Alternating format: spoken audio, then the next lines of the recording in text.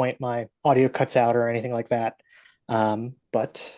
Yeah, so I'm going to be talking about user interfaces for biology. And since it's 2024, you have to have a bit of an AI twist.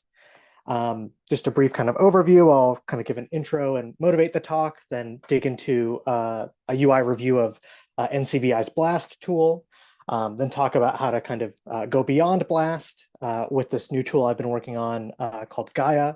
And actually, the tool works on prokaryote protein sequences. So if someone has one kind of handy from their research that they want to kind of run through the tool and annotate it, paste it in the chat, and we can do that. If not, I've got some example sequences we can kind of go through.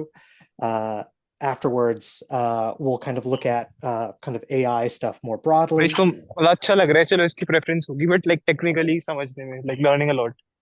Oh, sorry, I think इसने someone's ये बोला बार still बार कि यार मेरे को technically बहुत सीखने बोल रहा है। on, not on mute. Um, Anyways, so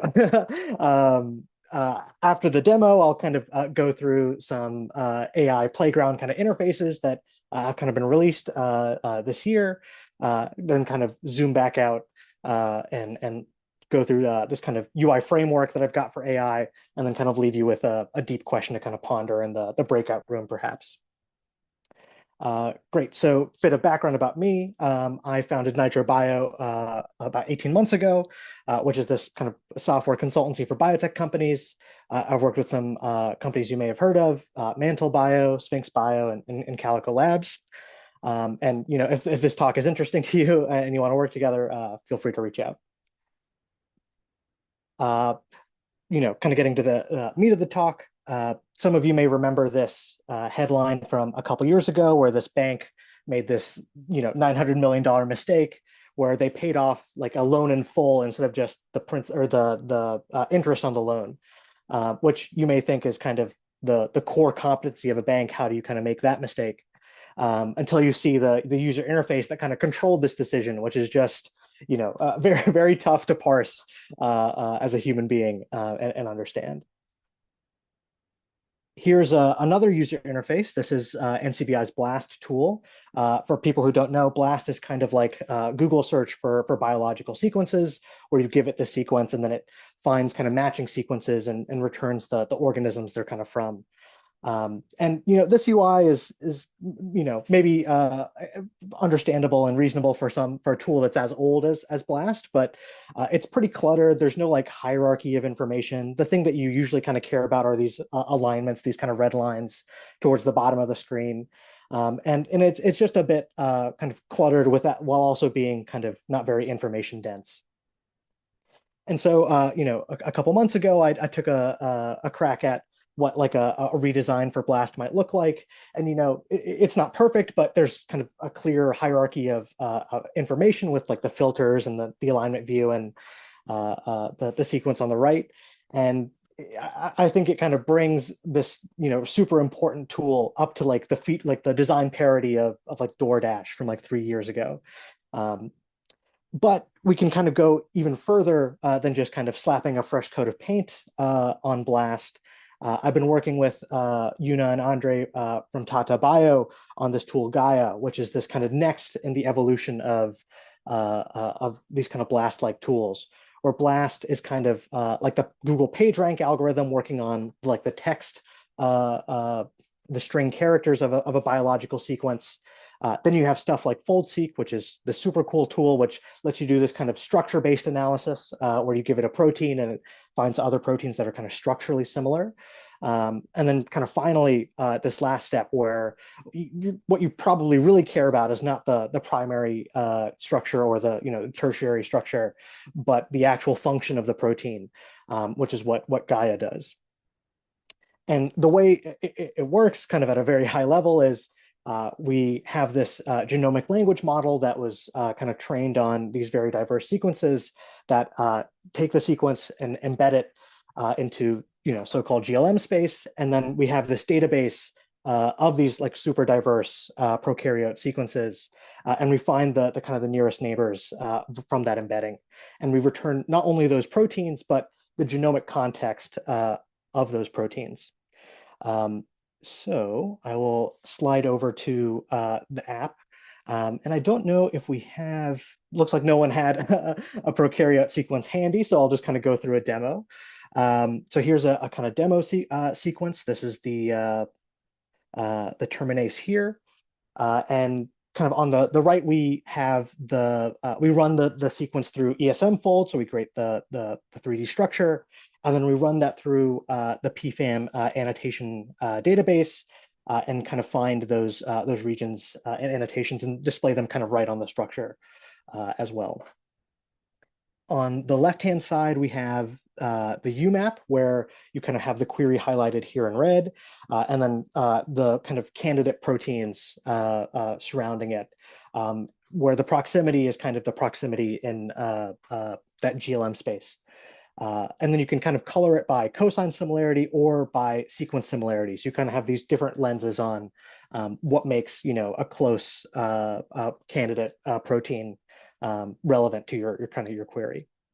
Then kind of going down into the actual results, this kind of first result here, we've got the taxonomy and that genomic context where you can kind of look through kind of proximate proteins in the genome itself, which may kind of give you another clue as to what exactly you're looking at, or what we think your kind of your search protein is.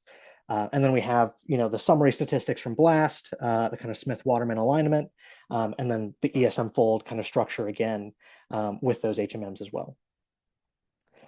So right, that's the quick kind of demo. If that seems interesting to you, please feel free to email me. We're about to start our closed beta in a couple weeks, and if you want to get access to it, shoot me an email and we'll get you set up. Great. So with the kind of demo out of the way, we can zoom back up to this kind of UX framework I've got, which is inspired by Daniel Kahneman's book, Thinking Fast and Slow, where he talks about how humans have these kind of two different modes of cognition, where you've got the kind of fast, instinctive, reactive system where if I ask you 1 + 1, it doesn't take you that long to spit back the answer, and it's not very effortful. But if I asked you, 26 times 37, you'd have to engage the kind of the slow system, which is, more effortful. If I gave you a minute, you could probably come up with the answer to the 26 times 37. But, it's not something that if I asked you to kind of do it instinctively, that you kind of get right off the bat. And I think the kind of two main products, successful products in the AI space, kind of fit into these kind of categories pretty cleanly. You've got GitHub Copilot, and of course ChatGPT, which kicked off this whole kind of AI craze. And just to kind of showcase these, GitHub Copilot is this kind of tool that, well, as you're writing code, it shows you this kind of ghostly outline of what it thinks the next bit of code should look like. And the kind of nice thing about this is that if I like what kind of the GitHub Copilot is presenting to me, I can just hit tab and kind of accept it, or I can just kind of keep typing and reject the suggestion GitHub Copilot gave to me. And then on the right side is kind of the familiar ChatGPT interface where you have this chat UX where you send a message, it thinks for a while and kind of responds back. And if you use one of the kind of newer O1 models, it really thinks for quite some time. So just to kind of hammer home the distinction here on the fast kind of framework of AI user interfaces, you usually have a model that's cheaper in a whole bunch of dimensions. It's not as powerful kind of in an intelligence kind of metric, but it's also pretty fast. It doesn't take much time, and it also doesn't take much money because the models are generally more kind of optimized and smaller to kind of fit into memory. But kind of as a consequence of these kind of constraints, you often have low confidence in what exactly you're kind of getting back. How much should you trust it? And then on the slow side, you usually have a more powerful model, but it's kind of more expensive in both time and money. And I think we're all kind of still trying to figure out how much we should trust the responses of these more powerful models. But I think the kind of key thing is to not focus too much on the models themselves, but on the kind of user interface where it doesn't really matter if the model isn't that good. Like if ChatGPT gives me a bad code autocomplete, it's not that I'm not that upset about it because the user interface is very fast, where I can hit tab to accept or just kind of keep typing to reject. Um, and on the other side, we're kind of more willing to tolerate a slow UX where ChatGPT is thinking for quite some time. But like I mentioned, we don't really have that kind of certainty. And oftentimes you have to bring in outside information to kind of corroborate what you're kind of getting because, hallucinations are a thing. And I think the interesting thing is that a lot of the models we've seen so far are kind of in the biology kind of space are all on this kind of right side of the framework in that slow kind of framework. And we can kind of take a look at them in specific. So Ginkgo recently kind of made their playground public and released one of their models. And from like a design side, there's not too much to be upset about. It looks pretty reasonable. But from like the UX perspective, I'm not a bench scientist, but it's kind of hard to know what to do with this response that's kind of given on the right side. You're going to have to take this output and kind of corroborate it with outside information. And that's not something that the UI kind of meets you with very, very easily. Kind of in a funny contrast, Evo, which is this other kind of model that came out from the Arc Institute earlier this year, they have no kind of playground that they really released with. They came out with this kind of collab notebook, which in some sense is actually a more kind of fitting user interface, where if you're a computational biologist or a software engineer, you can kind of take the output from within the kind of the notebook and start to analyze it, bring in your kind of regular tools to bear in a way that you can't really with the Ginkgo playground. And this is something that I kind of worked on as well, where I built this Evo playground where you could run the model, it would generate some sequence. I would take that sequence, run it through Prodigal to find the coding region, run that coding region through ESM fold, and kind of show you the sequence to kind of try to capture and bring more information to bear on what the output of this model was. And we try to kind of take this a step further with Gaia, where we have this kind of deterministic information we're bringing in, where we have the alignment summary statistics and the kind of visual sequence alignment there. We have this information that's actually run through a different machine learning model, the PFAM hidden Markov models, where we kind of are annotating the protein. And then we're also working on bringing in kind of community information and community knowledge to bear on this kind of output, where we're having these kind of user annotations, a user annotation system that we're putting together. And so you have these three different kind of corroborating lenses to look at what exactly is kind of coming out of this ML model.